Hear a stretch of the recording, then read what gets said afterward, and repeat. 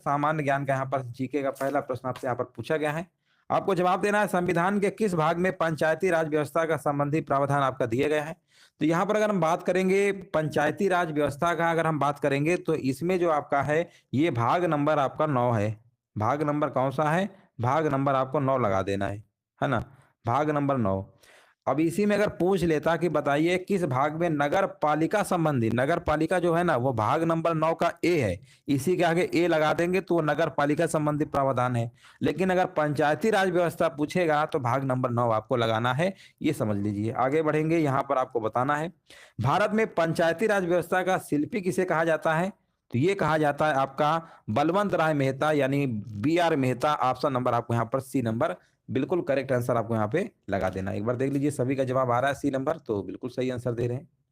यहाँ पे right answer आपका यहाँ पर हो जाएगा। आगे बढ़ते हैं, यहाँ पर देखिए आपको बताना है पंचायत चुनावों में अनुसूचित जातियों के लिए पदों का आरक्षण किस राज्य में लागू नहीं होगा, है ना, किस राज्य में लागू नहीं होगा, यहाँ पर आपको बताना है।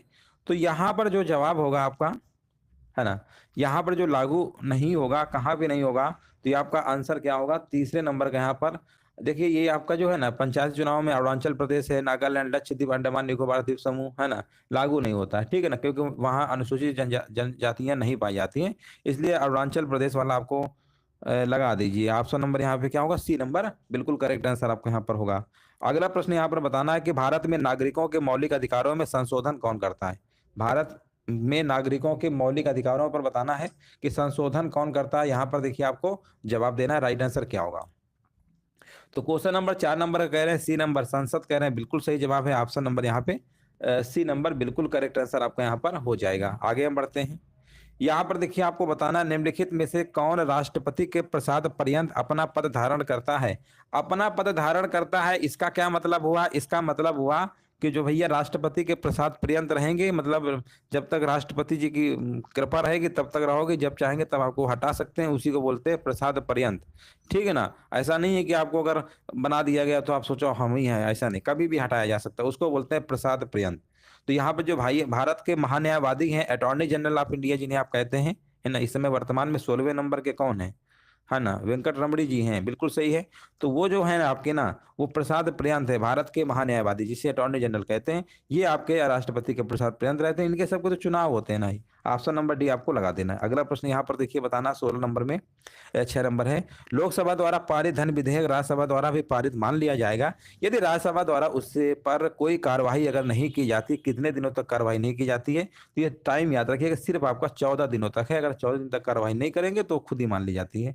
आगे बढ़ेंगे, मानव रक्त दान के लिए कौन सा रक्त समूह सार्वत्रिक दाता यानी यूनिवर्सल डोनर कहलाता है। डोनर समझते ही होते हैं जो सर्वदाता होता है, जो सबको दे सकता है और सबको देने वाला है, ओ समूह, है ना, ओ है ब्लड ग्रुप, ओ है यहाँ पर ओ है, ठीक है।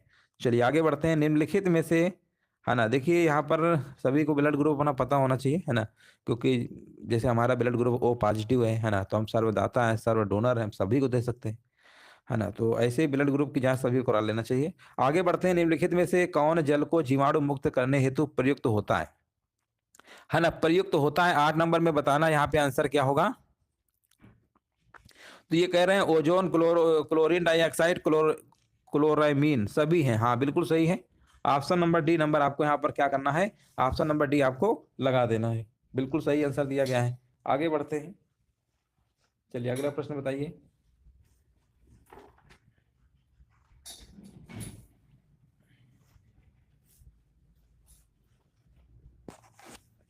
चलिए अगला प्रश्न बताइए, भारतीय पशु चिकित्सा विज्ञान अनुसंधान संस्थान कहाँ पर स्थित है ना। यहाँ पर देखिए आपको बताना है भारतीय पशु चिकित्सा विज्ञान अनुसंधान संस्थान कहाँ पर स्थित है।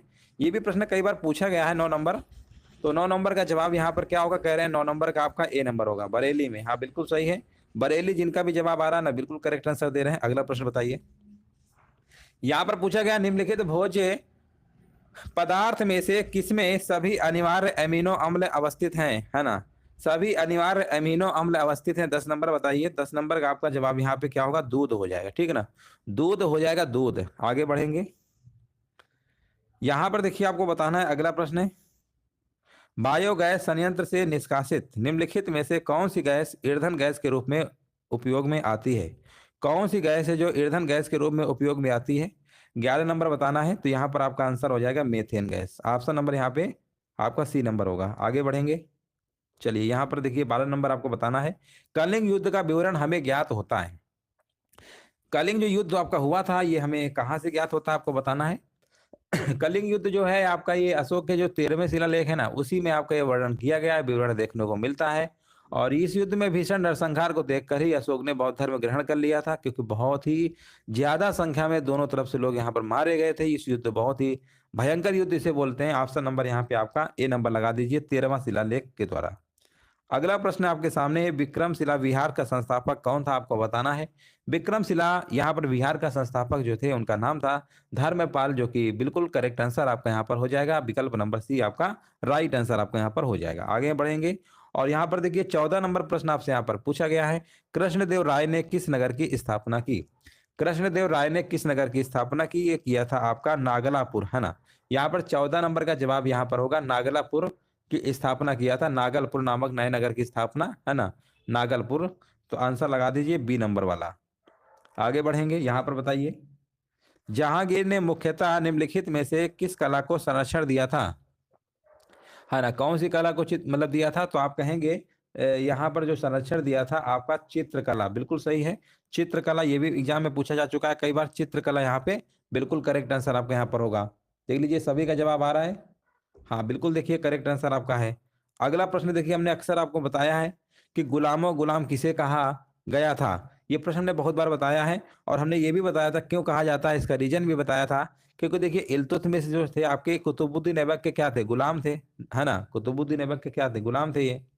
और जो कुतुबुद्दीन ऐबक थे, जो गुलाम के संस्थापक जिन्हें आप कहते हैं कुतुबुद्दीन ऐबक, वो जो गुलाम थे वो किसके थे, वो मोहम्मद गौरी गुलाम थे। मतलब मोहम्मद गौरी गुलाम हो गए आपके मोहम्मद गौरी के जो गुलाम हो गए, वो कौन थे, कुतुबुद्दीन ऐबक। कुतुबुद्दीन ऐबक के गुलाम हो गए इल्तुतमिश। यानी हम क्या बोल सकते हैं, गुलामों के गुलाम, यानी ये तो गुलाम थे ही, और जो गुलाम जिसके थे वो भी किसी गुलाम थे, इसलिए बोलते हैं गुलामों का गुलाम, इल्तुतमिश। याद रखिएगा। आगे बढ़ते हैं, अगला प्रश्न बताइए, बाबर ने सुल्तान इब्राहिम लोदी को पानीपत की लड़ाई में कब पराजित किया था। तो पहली लड़ाई इनकी स्टार्टिंग होती है बाबर इब्राहिम लोदी की 1526 में, उसी को बोलते हैं पानीपत की लड़ाई। तो पहला ऑप्शन नंबर यानी बी नंबर आपका 1526 वाला आपको लगा देना है, सिंपल सा जवाब था, कोई इसमें बहुत ज्यादा दिमाग आपको नहीं खर्च करना था। यहाँ पर पूछा गया, लॉर्ड डलहौजी की विलय नीति का जो प्रथम शिकार है निम्नलिखित में से कौन हुआ था। प्रथम शिकार जो है कौन हुआ था, तो इसमें जो आपका हुआ था ना, सतारा हुआ था, ये बहुत बार आया, ऑप्शन नंबर बी आपका सही है। चलिए आगे बढ़ेंगे, 19 नंबर देखिए आपको कमेंट करना है। यहाँ पर देखिए पूछा गया आपसे, यहाँ पर प्रश्न बताना है आंसर, निम्नलिखित में से किसके विरोध में रविंद्रनाथ टैगोर ने अपनी नाइटहुड उपाधि का जो परित्याग है कर दिया था। मतलब नाइटहुड को जो उनको उपाधि मिली थी ना, वो दे दिया था। तो ये दोस्तों आपका जो जलियांवाला बाग हत्याकांड आपका हुआ था ना 1919 में, जनरल ओडायर ने आधाधुंध गोलियां चलाई थी, सभी को पता है, इसमें बहुत संख्या में लोग मारे गए थे। तो ये जो है ना, इसी को देखकर रविन्द्रनाथ टैगोर जी ने कहा भैया नाइटहुड की उपाधि रखो, हम नहीं लेंगे, उपाधि जो है त्याग कर दिया था। तो 19 नंबर का यहाँ पर आपका क्या होगा, जलियांवाला बाग नरसंहार, ऑप्शन नंबर बी। अगला प्रश्न यहाँ पर बताना है, वायु की गति किसके द्वारा नापी जाती है। जो वायु है, एयर है, इसकी जो गति है, स्पीड अगर मापना है तो किसके द्वारा मापेंगे, तो यहाँ पर कह रहे हैं कि एनीमोमीटर, जो कि बिल्कुल करेक्ट आंसर दिया गया है। बैरोमीटर सभी को पता है, अपेक्षिक यहाँ पर आपका क्या है, वायुदाब मापा जाता है ना, वायुदाब बैरोमीटर से मापते हैं। और द्रवों के आपेक्षिक घनत्व को मापने के लिए हाइड्रोमीटर का प्रयोग किया जाता है ना। और वायु की अगर हमें दिशा मापना हो तो विंड वेन यूज किया जाता है, विंड वेन, है ना। चलिए आगे बढ़ेंगे, यहाँ पर देखिए आपको बताना है, अगला प्रश्न आपके सामने है, कमेंट करिए सभी लोग। मानव की सामान्य स्वस्थ आंख के लिए स्पर्श दृष्टि की न्यूनतम दूरी मानी जाती है 25 सेंटीमीटर मानी जाती है, जनरली सभी को पता होना चाहिए क्योंकि प्रश्न बहुत बार कराया है। आगे बढ़ेंगे, बिग बैंग सिद्धांत की उद्भव की व्याख्या करता है ना, बिग बैंग थ्योरी जो आपकी है, इसका जो है आपका यहाँ पर ब्रह्मांड की, बिल्कुल सही है, ब्रह्मांड यहाँ पे क्या होगा, बिल्कुल करेक्ट आंसर आपका यहाँ पर हो जाएगा, ऑप्शन नंबर यहाँ पर सी नंबर आपको लगा देना है, ब्रह्मांड संबंधित है आपका ये बिग बैंग थ्योरी। आगे बढ़ेंगे, यहाँ पर आपको बताना है, आइंस्टीन को नोबेल पुरस्कार से सम्मानित किया गया, कब किया गया, ये आपको कमेंट करना है। और यहाँ पर बता रहे हैं कि यहाँ पर जो दिया गया था, सम्मानित किया गया था, हाँ किसके लिए दिया गया था, 23 नंबर। तो 23 नंबर में 1921 में बता रहे हैं, बिल्कुल सही बात है, 1921 में, है ना, प्रकाश वैद्युत प्रभाव के नियम की खोज किया था, फोटो इलेक्ट्रिक इफेक्ट, है ना। तो मतलब ऑप्शन नंबर यहाँ पर क्या होगा, प्रकाश वैद्युत प्रभाव के लिए, प्रकाश वैद्युत प्रभाव जानते ही होंगे, जब धातुओं पर उच्च आवृत्ति का है ना, प्रकाश डाला जाता है तो उस पे इलेक्ट्रॉन निकलने लगते हैं, है ना, इन्हीं इलेक्ट्रॉनों को क्या बोलते हैं, प्रकाश इलेक्ट्रॉन, और इस घटना को प्रकाश वैद्युत प्रभाव, आपने जरूर पढ़ा होगा ये, है ना। तो प्रकाश वैद्युत प्रभाव ऑप्शन नंबर पहला ही लगा दीजिए। अगला प्रश्न देखिए, यहाँ पर 24 नंबर पूछा गया, निम्नलिखित दर्रों में से किससे होकर लेह जाने का रास्ता है। 24 नंबर का जवाब यहाँ पर क्या होगा, तो जोजिला, ठीक है ना, जोजिला यहाँ पे बिल्कुल करेक्ट आंसर आपका होगा। आगे बढ़ेंगे, यहाँ पर देखिए 25 नंबर बताना है, निम्नलिखित में से कौन सा देश विश्व में चाय का सबसे बड़ा निर्यातक देश है ना, विश्व में सबसे बड़ा है, सबसे बड़ा की जब हम बात करेंगे, निर्यातक मतलब बेचता है दूसरे देशों में, तो यहाँ पर आपका कौन सा है बताइए, 25 नंबर।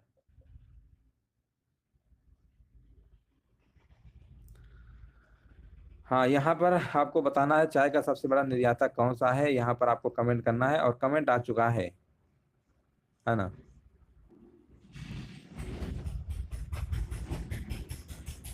देखिए यहाँ पर आपका जो जवाब है ना, ऑप्शन के अकॉर्डिंग अगर बात करेंगे ना, तो पहले क्या था दोस्तों, अब आपका इस समय अगर हम बात करेंगे, तो सबसे बड़ा अब इस समय वर्तमान में भैया है चीन, है ना, 24 मिलियन टन चाय का उत्पादन कर रहा है। हाँ, लेकिन ये जो प्रश्न जो है, उस समय पहले 2016 के आसपास केन्या हुआ करता था, अब केन्या नहीं, अब इस समय वर्तमान की बात करेंगे तो आपका आंसर क्या होगा, यहाँ पर चीन लगाइए, ठीक है ना, चीन, केन्या पहले था।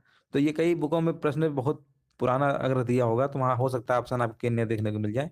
तो केन्या उस समय था जब ये प्रश्न 2016 के एग्जाम में पूछा गया था, लेकिन वर्तमान में बात करेंगे तो यहाँ पर चीन आपका है, ये याद रखिएगा, अपडेटेड प्रश्न है। आगे बढ़ेंगे, यहाँ पर आपको बताना है, नेक्स्ट प्रश्न बताइए, निम्नलिखित में से कौन सा आयु समूह सर्व शिक्षा अभियान में भर्ती होने के लिए पात्र है। तो सर्व शिक्षा अभियान है आपका 6 से लेकर 14 वर्ष। आगे बढ़ेंगे, और यहाँ पर बताइए, राष्ट्रीय डेयरी अनुसंधान संस्थान स्थापित है, राष्ट्रीय डेयरी अनुसंधान संस्थान स्थापित है भैया, कहाँ पर स्थापित है, तो ये आपका कहाँ है बताइए, 27 नंबर, 27 नंबर करें, करनाल हरियाणा में है ना, हरियाणा में पड़ता है करनाल, बिल्कुल सही आंसर आपका यहाँ पर हो जाएगा। आगे बढ़ेंगे, खाद्य श्रृंखला में मानव है, फूड चेन में आपको बताना है।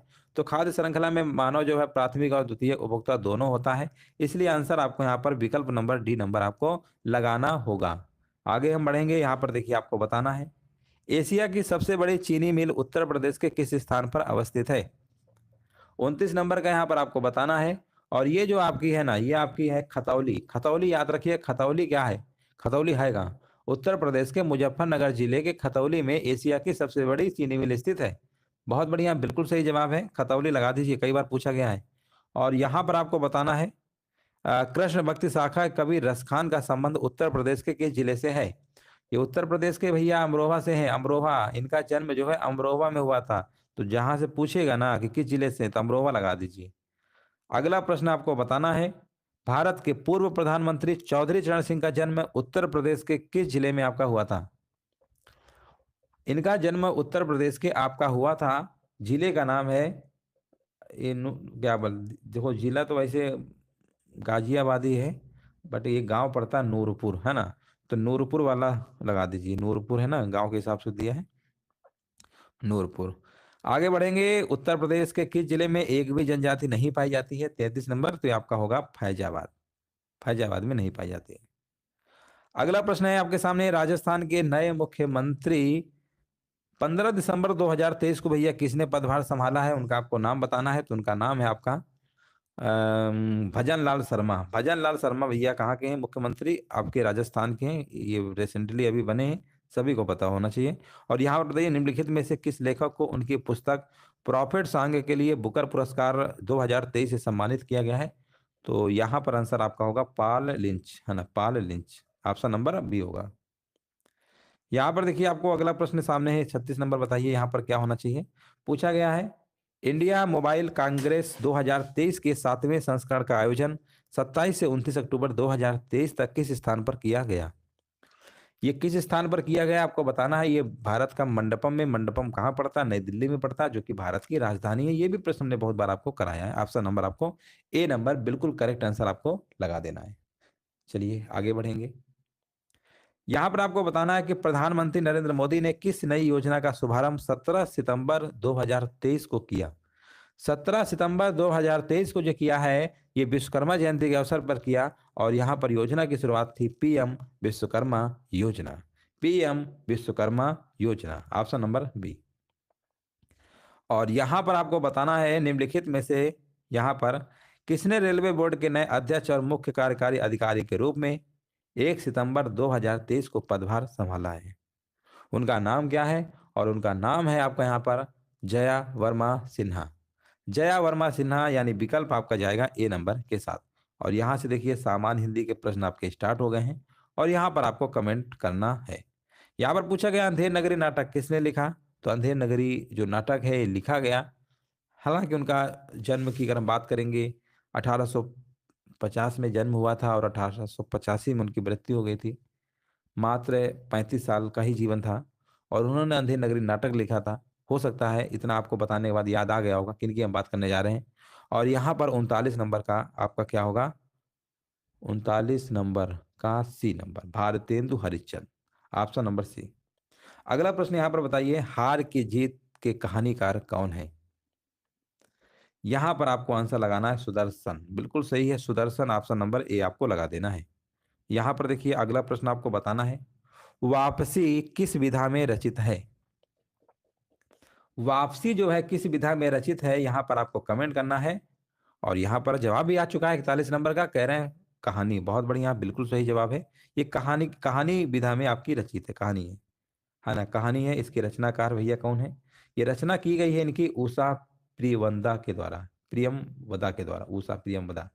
चलिए आगे बढ़ते हैं। यहाँ पर देखिए 42 नंबर में आपको बताना है, निर्गुण का सही संधि विच्छेद यहाँ पर क्या होगा? तो निर्गुण का होता नि प्लस गुण, यानी आप कहेंगे यहाँ पर विसर्ग संधि है, पहला ही विकल्प आपको लगा देना है। यहाँ पर बताइए अध्ययन में कौन सी संधि है ना? अध्ययन की अगर हम बात करेंगे, अध्ययन, अध्ययन में दोस्तों यहाँ पर आंसर क्या होगा? यण संधि। हाँ बिल्कुल सही है, यण संधि है ना। अध्ययन में क्या होगा? यण संधि आपका आंसर हो जाएगा। ठीक है, आगे बढ़ेंगे। यहाँ पर 43 नंबर हो गया, आगे बताइए 44 नंबर। यहाँ पर देखिए आपको बताना है, षडानन में समास कौन सा है? देखिए यहाँ पर आपका आंसर क्या होगा? 44 नंबर, जिसके दोनों पद प्रधान नहीं होते, कोई तीसरा पद प्रधान होता है, यानी यहाँ पे आपका बहुब्रीहि समास है। ये भी प्रश्न आपका कई बार पूछा गया। सुख दुख, योजक चिन्ह, अपोजिट, द्वंद्व समास, जिसमें दोनों पद प्रधान होते हैं। ऑप्शन नंबर आपको ए नंबर यहाँ पे लगा देना है। आगे बढ़ेंगे। यहाँ पर देखिए आपको बताना है, उजाला का पर्यायवाची क्या है? उजाला यानी प्रकाश होता है, इसका पर्यायवाची की बात हो रही तो आलोक भी क्या होता है? आलोक भी तो प्रकाश ही होता है ना, आलोक भी प्रकाश ही होता है। अगला प्रश्न बताइए, ऊंट का पर्यायवाची यहाँ पर क्या होगा? है ना, ऊंट का पर्यायवाची आपके उष्ट, और कौन सा है? 47 नंबर, सभी होंगे, हाँ सभी हैं आपके, सभी हैं। अगला प्रश्न बताइए, आचार का विलोम शब्द यहाँ पर क्या होगा? हाँ नमस्ते, नमस्ते सभी को, नमस्ते। आचार का विलोम यहाँ पर बताया जा रहा है अनाचार, जो कि बिल्कुल करेक्ट आंसर आपका यहाँ पर दिया गया है। अगला प्रश्न बताइए, इह लोक का विलोम शब्द यहाँ पर क्या होगा? इहलोक का विलोम यहाँ पर बताया जा रहा है, 49 नंबर का कह रहे हैं, ऑप्शन नंबर लगा दीजिए परलोक, है ना, परलोक। यहाँ पर बताइए इति का विलोम यहाँ पर क्या होगा? 50 नंबर, इति का विलोम होता है अथ। अगला प्रश्न बताइए, मुश्किल से खाया जाने वाला के लिए एक शब्द यहाँ पर क्या होगा? है ना, मुश्किल से खाया जाने वाले के लिए जानते क्या होता है? हाँ यहाँ पर बता रहे हैं, मुश्किल से खाया जाने वाले के लिए जो शब्द होगा आपका, है ना, 51 नंबर का पहला, ये दुर्भेच्छ। जंगल में लगी आग को क्या कहते हैं?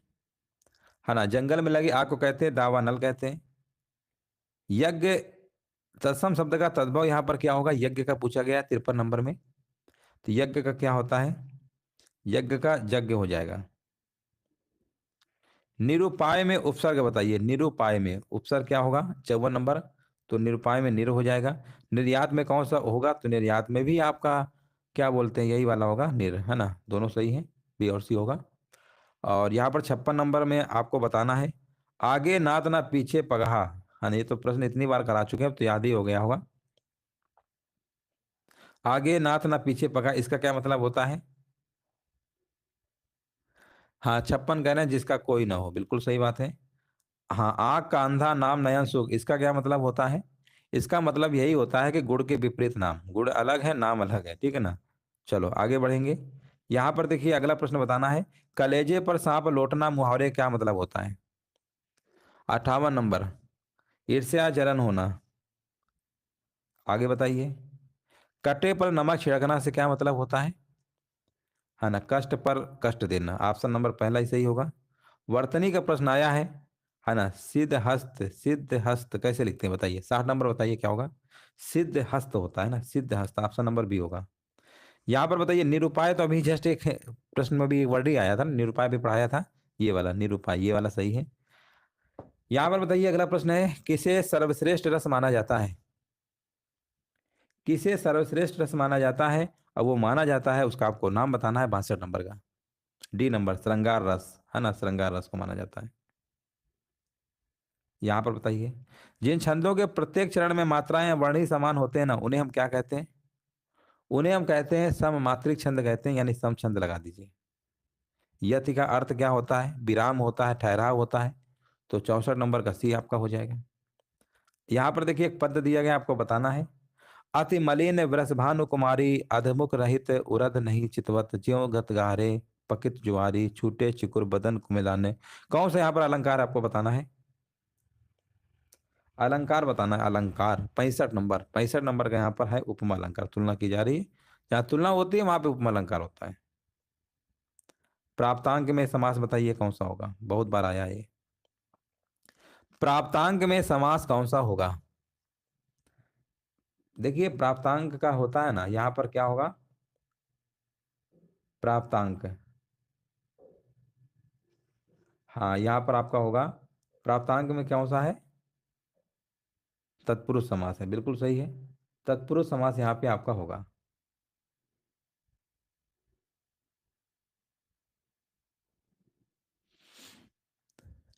डी नंबर सही है। आगे बढ़ते हैं, अगला प्रश्न बताइए, कथा साहित्य के लिए मैन बुकर पुरस्कार से 2 बार विजेता प्रथम ब्रिटिश लेखक कौन है? है ना, 2 बार, देखिए आपको बताना है, बुकर पुरस्कार की जो शुरुआत है आपकी 1969 में हुई थी, बिल्कुल सही बात है। और यहाँ पर बता रहे हैं उनका नाम है हिलेरी मैंटेल, है ना। 67 नंबर का बी है कि सी है?